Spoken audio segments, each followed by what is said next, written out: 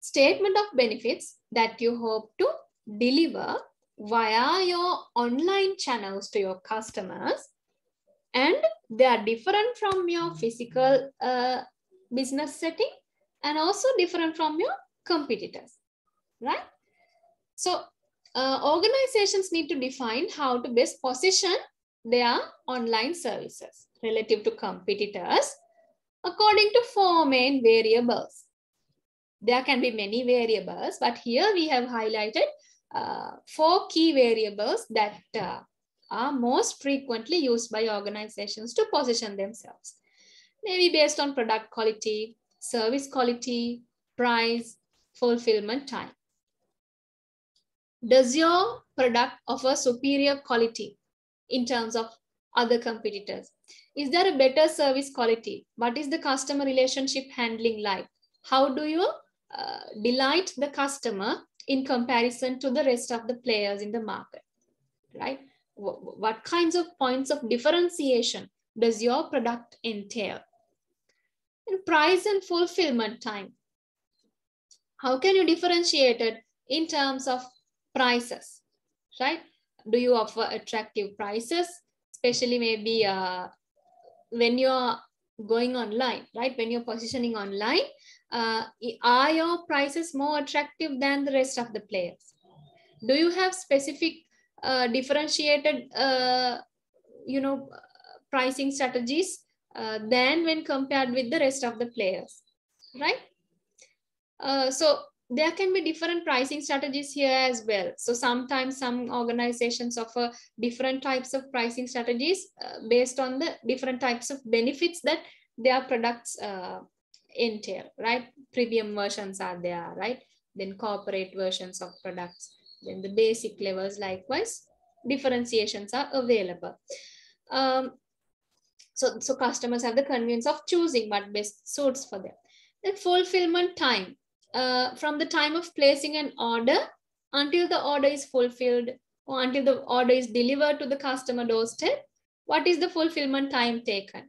Are you taking measures to reduce the fulfillment time? Can you differentiate your product or service in terms of fulfillment time, right? So these are just 4 main variables, but there are so many others, that other aspects that you can use to differentiate your product and service and to position it in a level that makes your product or service stand out from the rest of the competitors' products or service. So organization has to think, මගේ product එක or service එක දැන් කොහොමද මම digital business channel priorities අඳුනගත්තා, මම market and product strategies අඳුනගත්තා, හරි. දැන් මම කොහොමද position කරන්නේ? මොනවද මට තියෙන position differentiation factors? මම කොහොමද ඒව පාවිච්චි කරලා position කරන්නේ මගේ product එක හෝ service එක? Right? So that is one of the key decisions. Right now, when we take a few examples, customers always have different sentiments about this relative positioning of brands, right? If we take product quality and service quality, in the taxi market, for example, right? How would you map if we compare between product quality and service quality, or if we compare between price and service quality? How would you compare? How would you position Uber, Pick Me, and the rest of the services? Which one do you prefer more? Uber in a high price, high service quality tanakada? එහෙම නැත්නම් high price, moderate service quality tanakada? Pick Me in a low price but moderate service quality or high service quality? කොයි තැනද position වෙන්නේ කියන එක decide කිරීම ඉතාම වැදගත්. Right? Because all the rest of your marketing efforts have to be based on this positioning. Right. Then the 4th decision, business, service, and revenue models. Another key decision under strategy definition. A further aspect of internet strategy formulation closely related to product development options. Right? දැන් අපි product development options ගැන කතා කරා. එතකොට මේ product development options වල එක ගොඩක් closely associate වෙලා තියෙන තව දෙයක් තමයි reviewing of opportunities from new business and revenue models. Right? You have to be able to review the opportunities that you are presented with new types of business models. What is a business model? What does a business model talk about? We have talked about this in this particular course as well as under MIS. What is a business model? Yes.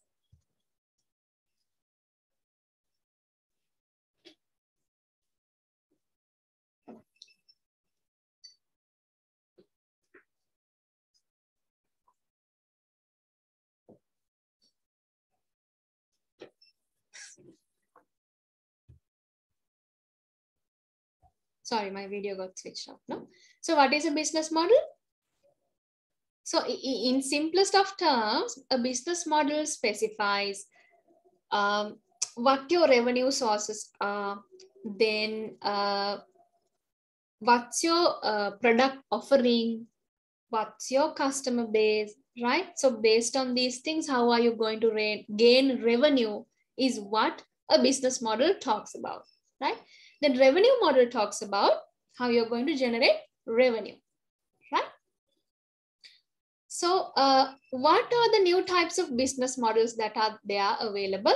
And what are the new types of revenue models that are available? What are the opportunities we can exploit? We can, gain out of this. So as well as new business and revenue models, constantly reviewing innovation in services to improve the quality of experience offered is important for digital business. That revenue models, business models, andunagana wagema. What are the innovative initiatives that are there in terms of offering services to our customers, right? How can we improve the customer experience? How can we improve the customer value by innovating in our online services is another key decision under business service and revenue models, right? Now, an example is given here. Innovations at holiday company, Thomson, www.thomson.co.uk have included travel guides to destinations, video tours of destinations and hotels, build your own holidays, and the use of email alerts with holiday offers. Then holiday booking service එකක් මේක ඒගොල්ලෝ service innovations කරලා තියෙනවා. ඒගොල්ලන්ගේ application එක හරහා කොහොමද කරලා තියෙන්නේ? Value added services customers ලට දෙනවා. Travel guides ලා යාලට ගන්න පුළුවන්. එයාලගේ destination එක යාලට customize කරලා යාලට plan කර ගන්න පුළුවන්. Destination hotels වල videos එයාලට video tours කරන්න පුළුවන්, right? So likewise, value added innovative services. Shall I walk you through them, their site?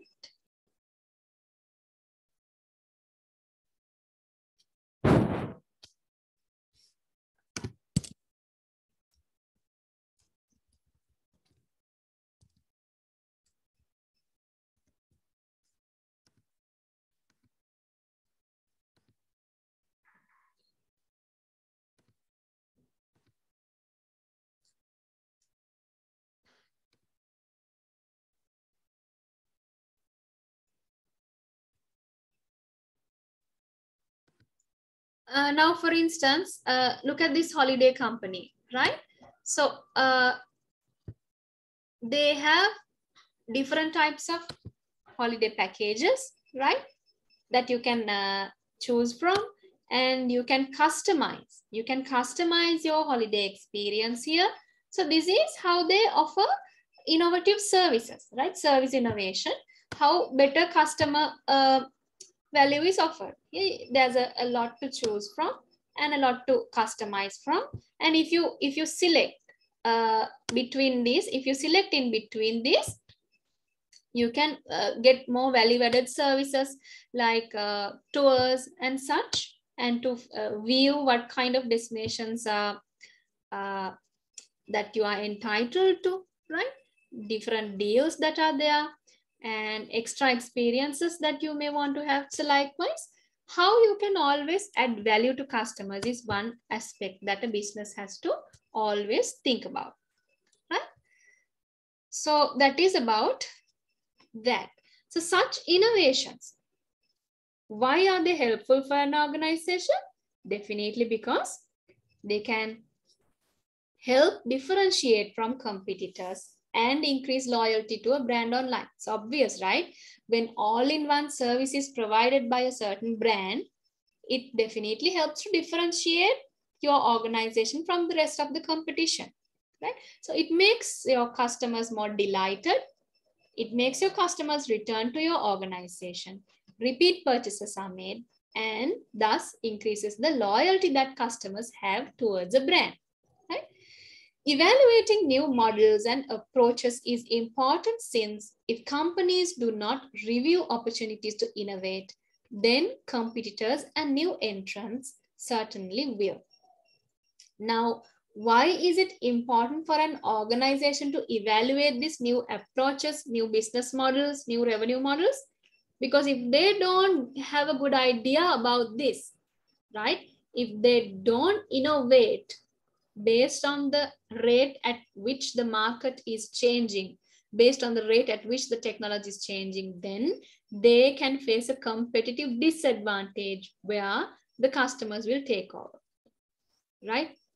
Always there's this thing called the first mover or the early mover advantage, no, in a market, right? So someone else will take over you, right? If you do not review. අපිට customers ලාට value offer කරන්න පුළුවන් අලුත් revenue models මොනවාද තියෙන්නේ, අලුත් business models මොනවාද තියෙන්නේ, ඒක හැමතිස්සෙම review කරලා අපේ business එකට එක අපි adapt කරන්න පුරුදු වෙන්න ඕනේ. එහෙම නැත්නම් අනිත් competitors ලා එක කරන්න ගත්තාම definitely we are at a competitive disadvantage, right? Then the third point says a willingness to test and experiment with new business models is also required, right? So your organization should also be willing to take risks and make certain experiments whether these new business models will work. There's no guarantee that it will always work. No, some business models may fail, right? So therefore, you have to constantly innovate, introduce these things. Just introduce as a test version first in an experimental level. See whether it works. If yes, then great. But if no, then you will have to constantly keep re-innovating. For example, Dell has been given here. Another example for a tech company that regularly reviews and modifies its business model, right? Now, Dell, for instance, they were one of the very first companies to sell PCs online, right? In the 1990s, right? So they entered the online selling of PCs, that model, they had the early mover advantage. And then also they, added value to this by providing, IT consultancy services, right? So in order to do this, they partnered up with different ERP, specialists, enterprise resource planning specialists, software specialists and such. They partnered up with these kinds of companies and they started to deliver IT consultancy services as well. So by doing this, they had the advantage of integrating the upstream supply chain of their company with vendors like SAP and like that, who are specializing in ERP solutions. So they could integrate with, or they could connect with this upstream supply chain of their company as well. And they could patch up their customers with these partners, right? And also they introduced a platform for B2B marketplace, right? A B2B marketplace where office supplies can be purchased, right? Certain office supplies. But this was actually not as successful as they thought, right? It was somewhat of a failure. But then again, they came up with a business model where once again reused or refurbished PCs can be sold, right? Online store for that. So they kept on, what the learning is that they constantly keep on experimenting different business models and innovating different business models, right? Reinventing, they keep on reinventing these things. And also they have their own platform where any of the users, any customer, right? Anyone can come up with new product ideas that they have, right? A platform for that is there.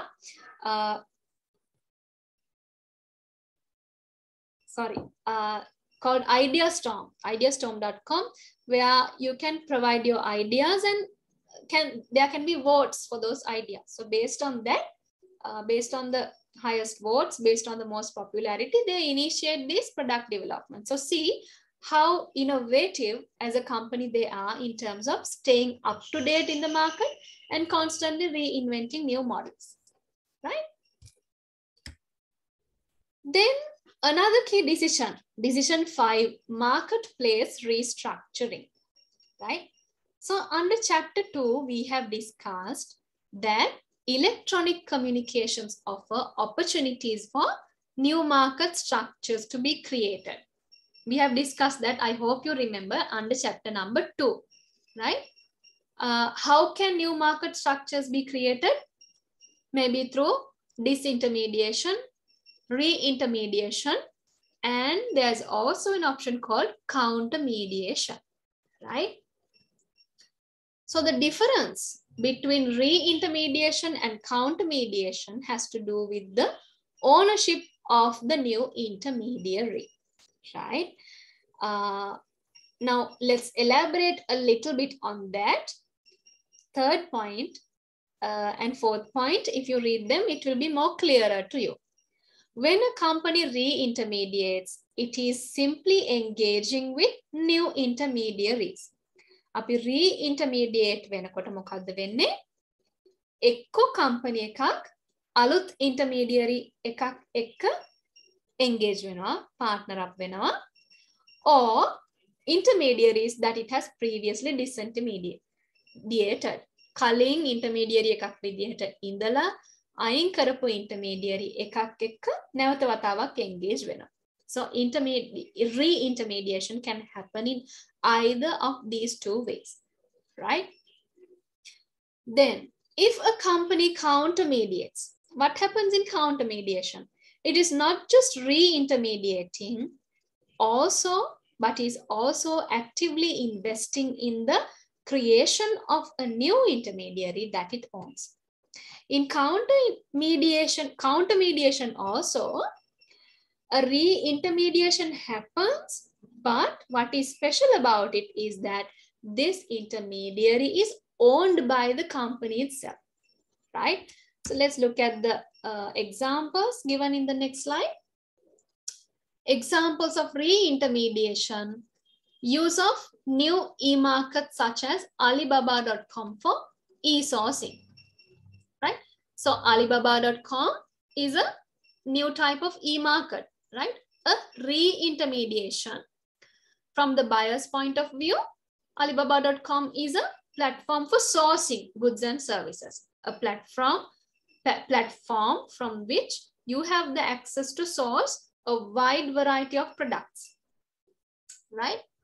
Or marketing and sales, if we consider from the point of view of a seller, right? Api sellers lage point of view we can consider karot Alibaba kila kiyanne Alibaba.com is a platform for engaging in marketing and sales initiatives. That it's a platform where the sellers can choose to display, advertise their products, right? So this is a new e-market, a reintermediation, right?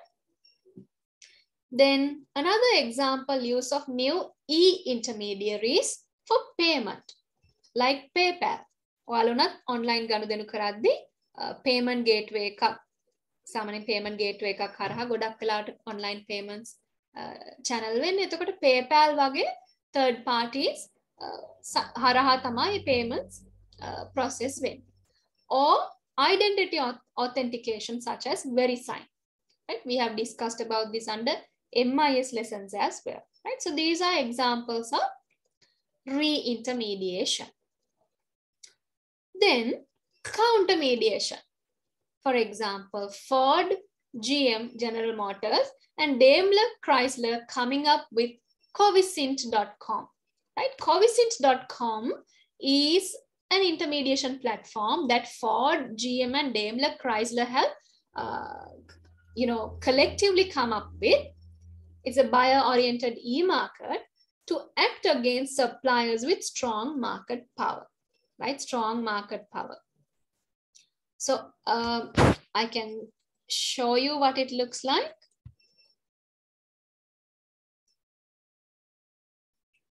Now, if you look here, the Covisin portal,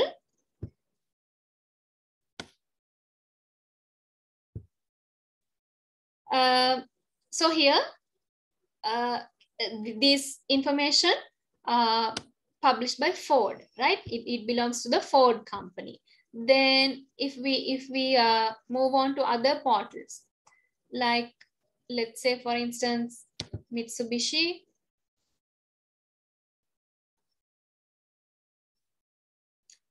So they have their own listings, right? Then General Motors, the GM. So likewise, these intermediary, right, is being owned collaboratively by the companies which that were mentioned earlier, right? So likewise, there are so many other directions that can be taken by the suppliers by visiting this website, right? Knowing more about the products, how to register, how to supply, right? Materials that are required, right? The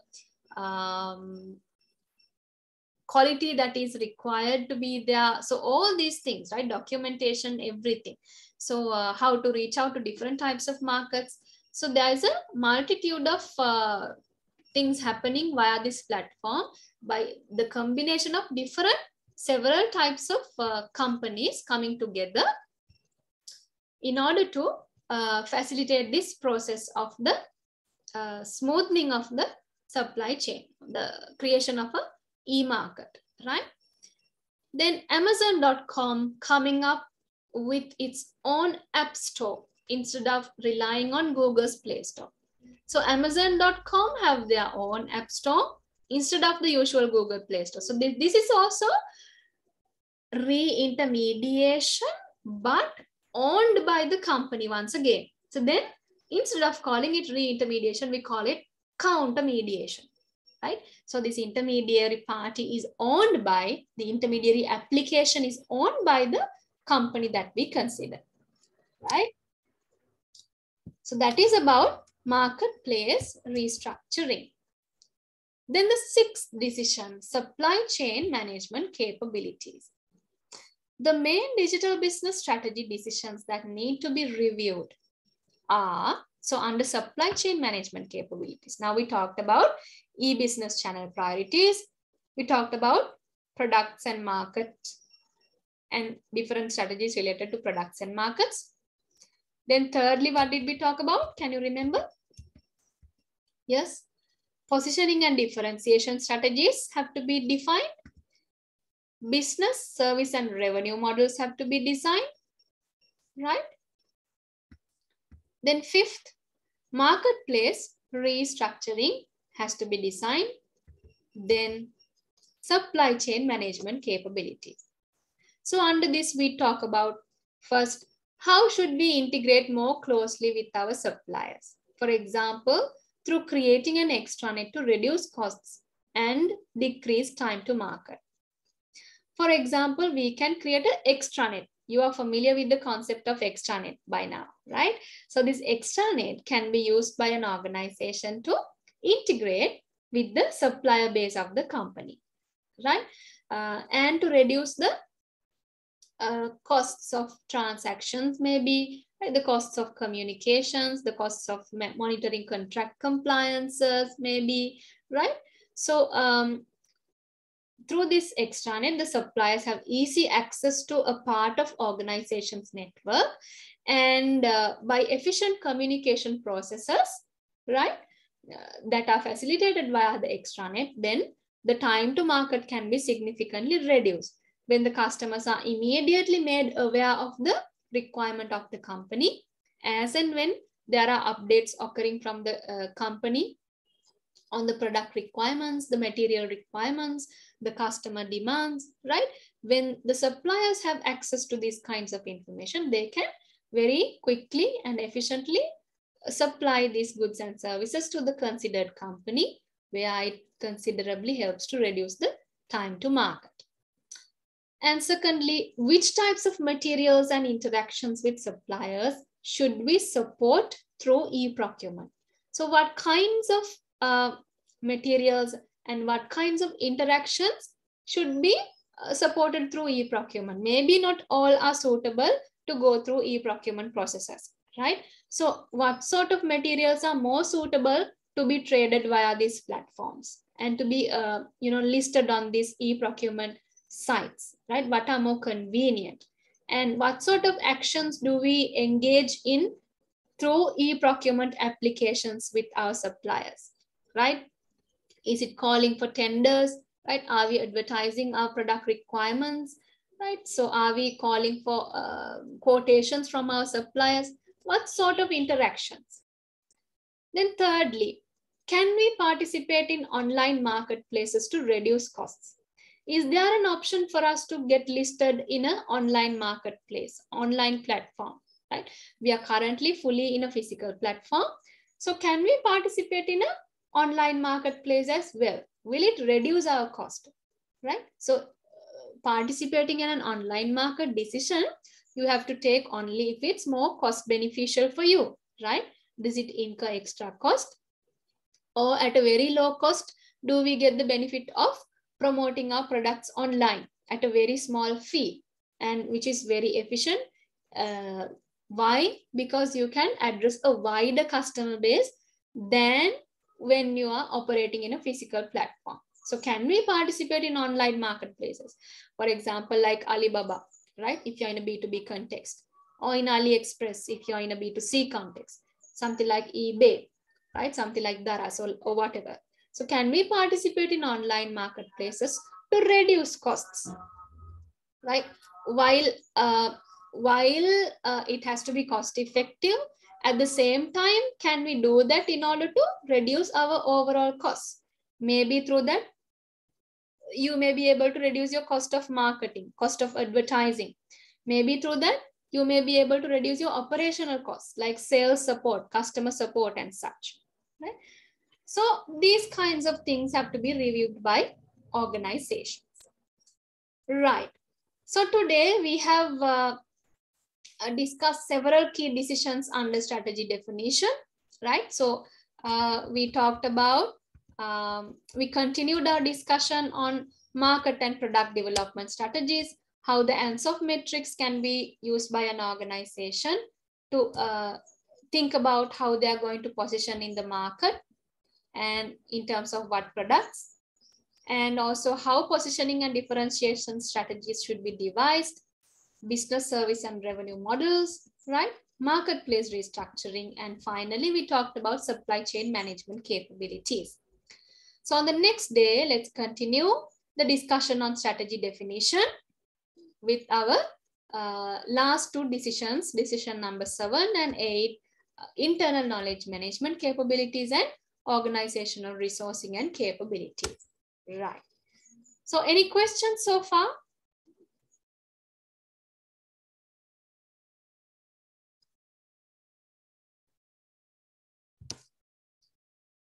Right, so I think no questions. So then let's call it a day. Thank you for joining with the lecture today, and see you on the next day. Stay safe, everyone, and have a great day.